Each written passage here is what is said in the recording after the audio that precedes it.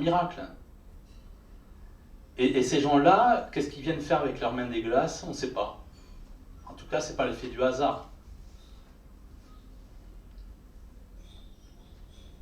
D'ailleurs, pour montrer que ces gens du Vatican à l'heure actuelle, Vatican II, croient à des entités assez bizarres, vous reprenez par exemple la mitre d'intronisation de Ratzinger,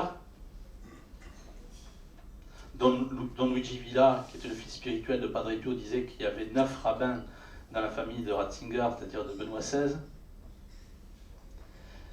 Ratzinger, quand il a été intronisé pape en avril 2005, il y avait le dieu Pan sur sa mitre, c'est-à-dire un démon de l'Antiquité grecque.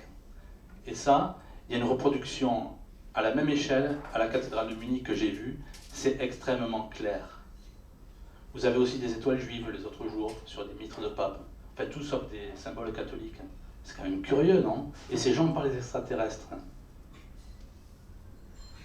Moi, j'ai l'impression qu'il y a des choses bizarres qui se passent. Les crop circles, œuvre du démon au Moyen-Âge. En 1820, dans le Surrey, des fermiers du sud de l'Angleterre trouvent dans leurs champs de blé des dépressions circulaires. Des vagues de crop circles, c'est-à-dire des dessins dans les champs, vous savez, marquent aussi le milieu des années 70 et le début des années 80. Il faut que j'explique les crop circles pour comprendre aussi les ovnis. La raison de leur augmentation à ces périodes précises reste inconnue. Leurs dimensions peuvent s'étendre sur 6000 mètres carrés, avoir une longueur de 1300 mètres. D'autres échantillons de plantes recueillent de fortes concentrations d'oxyde de fer. C'est-à-dire qu'en fait, sur les plantes des crop circles, ce qu'on remarque, c'est qu'il y a de l'oxyde de fer que l'on obtient en chauffant à 500 degrés et les feuilles sont complètement intactes. C'est quand même curieux. Et il y a d'autres curiosités. Par exemple, quand vous y allez, il y a eu un reportage de la BBC, ça faisait rire tout le monde, ils disaient c'est quoi encore ces superstitions? Et les gars de la BBC sont allés sur un crop circle et la caméra ne fonctionnait plus, ils n'ont pas pu faire le reportage. C'est pareil avec les cartes bleues, quoi. Ne retirez pas sur un crop circle, ça ne marchera pas.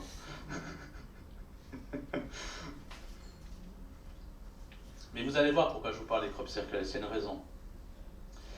Plus de 80% des crop circles apparaissent sur des terrains militaires.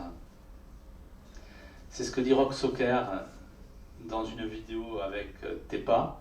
C'est ce que dit aussi le docteur Chiruti Sandrier, qui est catholique et qui a fait des études donc, de théologie. Et c'est ce que dit aussi un type très intéressant qui n'est pas traduit en français, qui est un américain, qui traduit en allemand en revanche, Nick Redfern. Ils constatent tous que les crop circles, c'est marrant, elles apparaissent sur les terrains militaires. Et ce qui est d'autant plus curieux, c'est que quand vous lisez OVNI 40 ans de désinformation, c'est donc celui qui a écrit ce livre aux collections du Rocher, c'est Jacques Parmentier, dédicacé par Volkov, un gars qui avait l'esprit aussi bien cadré. Ils ont constaté qu'à un moment, il y a eu de faux crop circles, et au même moment, dans le monde entier, la presse, la grande presse, la télévision, au même moment, comme s'il y avait eu un mot d'ordre, tous ces médias se sont précipités que les crop circles c'était des faux. Comme si les faux devaient cacher les vrais crop circles qui apparaissent sur les terrains militaires. Quand vous allez voir qui est derrière les crop circles, vous allez comprendre qu'il y a tout intérêt à ce qu'on croit que ce sont des faux ou des extraterrestres qui sont derrière.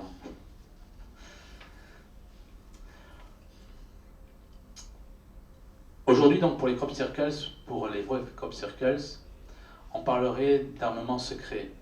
Mais ce qui est gênant, c'est qu'au Moyen-Âge, on ne peut pas parler d'armement secret. Or, les gens du Moyen-Âge parlaient de démons.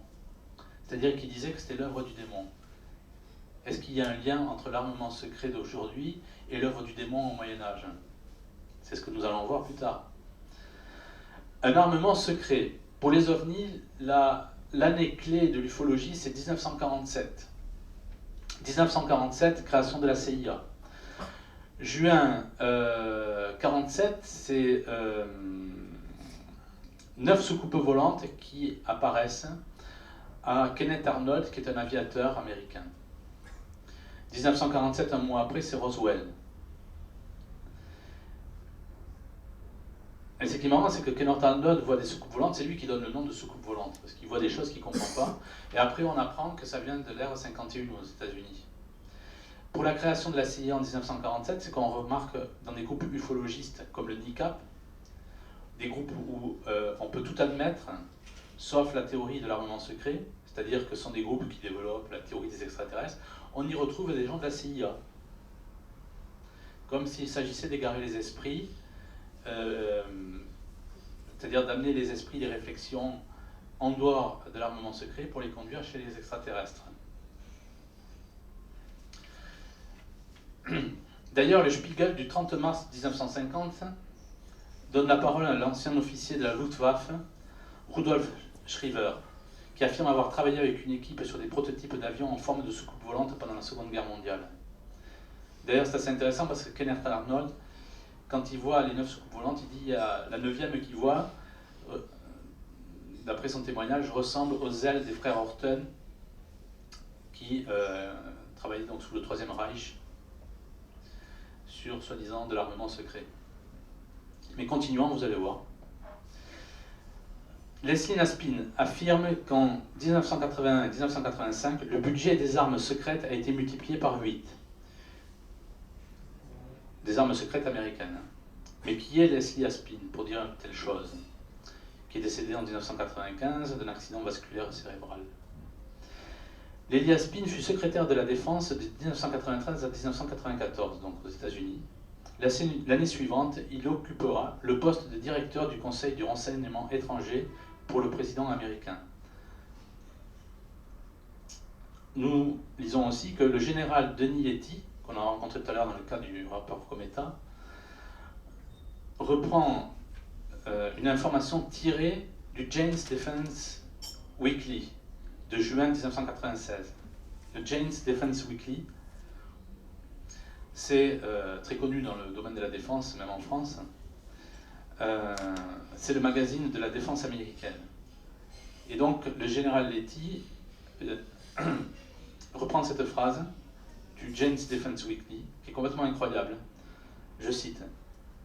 Un ancien officier marinier du 2e bureau de la marine, Bill Cooper, révélera que le Council for Foreign Relations, le CFR, qui selon lui gouverne le monde à travers le Bilderberg et la trilatérale, le ferait en étroite relation avec les EBE.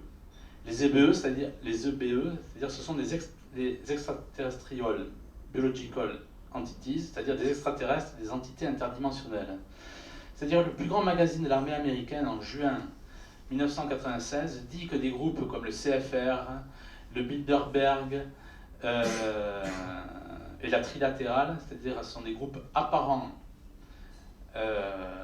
des Illuminati, travaillent avec des EBE. C'est pas moi qui le dis, c'est le Jane's Defense Weekly, repris par le général Letty.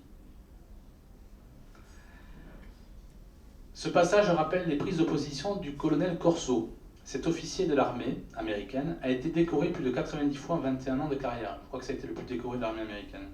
Il a servi dans les renseignements de l'armée américaine. Il est ensuite intégré dans le bureau de sécurité nationale du président Eisenhower. Il parle de l'influence qu'a eue la technologie extraterrestre dans le perfectionnement du laser plasma, dans le programme spatial américain, la technologie militaire, notamment dans la manipulation mentale. Il s'agit de décrypter. Il parle aussi, donc, d'EBE. C'est assez troublant parce qu'en juin 1998, le colonel Corso est victime d'une attaque cardiaque, dont il semble bien se remettre. Mais un mois après, le 15 juillet, chez lui, il était terrassé par une seconde attaque cardiaque. Il décédera à l'hôpital. Aucune révélation ne sortira des archives qu'il avait constituées sur les EBE et la technologie militaire. C'est quand même curieux de remarquer qu'il y a quand même des... Jane's Defense Weekly, ce colonel Corso, qui est un des plus décorés, voire le plus décoré de l'armée américaine, disent que certaines inventions de la défense sont faites par des extraterrestres. Mais là où il faut tilter, c'est que les extraterrestres sont des démons. En clair, Nous avons affaire à un savoir secret qui dépasse l'entendement et qui provient des extraterrestres, c'est-à-dire d'entités démoniaques. Le rapport Cometa révèle une chose tout à fait incroyable. Le général Letty écrit aussi que l'épouse de l'ambassadeur américain dans les années 80, Galbraith, son épouse donc, est contactée par les Rockefeller pour recenser dans le monde les scientifiques qui s'intéressent aux soucoupes volantes.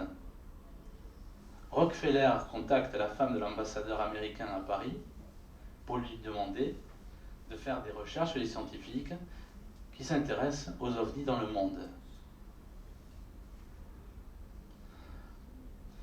Plus loin, le rapport écrit, en parlant de Madame Galbraith, elle a ensuite dirigé la rédaction d'un ouvrage clair et documenté intitulé Unidentified Flying Objects, Briefing Documents, The Best Available Evidence, les ovnis, rapport sur une évidence. Elle a fait parvenir cet ouvrage à plus de 1000 personnalités du monde entier. Nous constatons aussi qu'un colloque scientifique international organisé en septembre 1997 par Lawrence Rockefeller dans sa propriété de Pocantico, près de West Point, donc dans l'État de New York, donc a été organisé.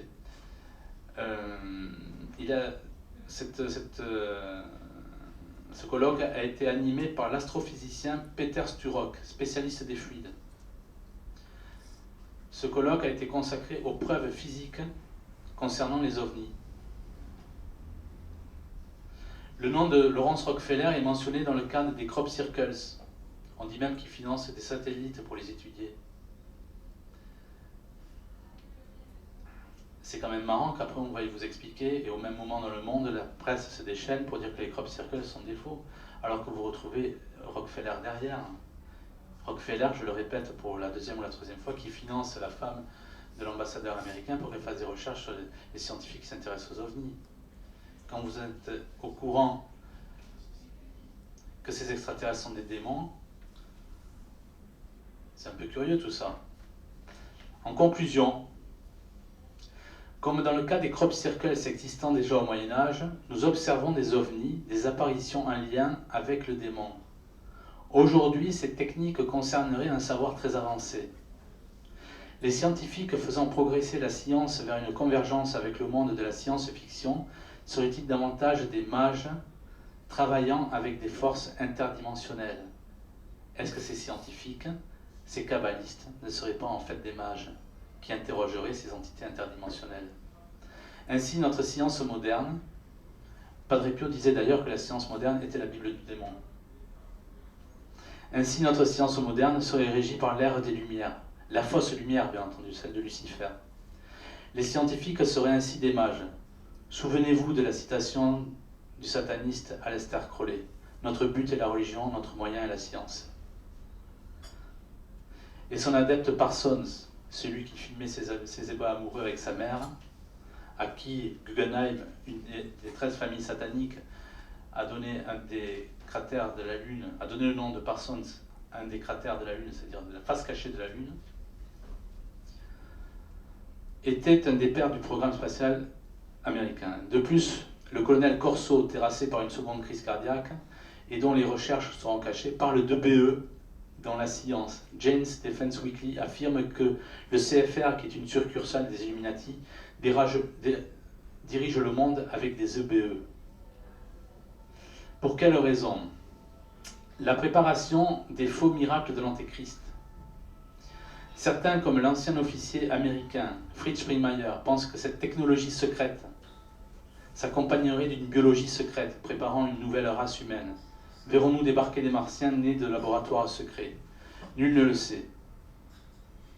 C'est-à-dire que Springmeier pense que l'armement secret existe, mais il y a aussi la génétique secrète, et on ne sait pas ce qu'elle va donner dans le plan de l'Antéchrist qui va s'accompagner.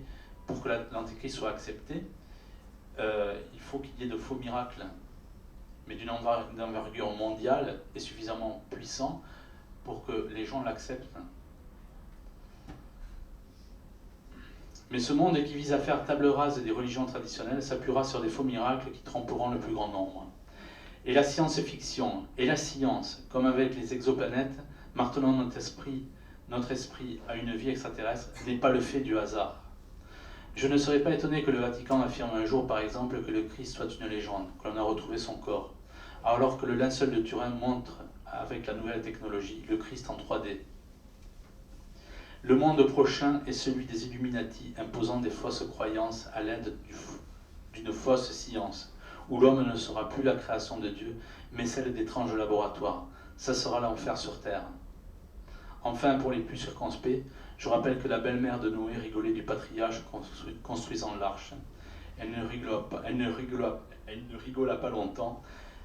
Préparez-vous à ces temps de l'Apocalypse. Les églises sont encore ouvertes, malgré un Vatican qui est extrêmement louche. Voilà, je vous remercie.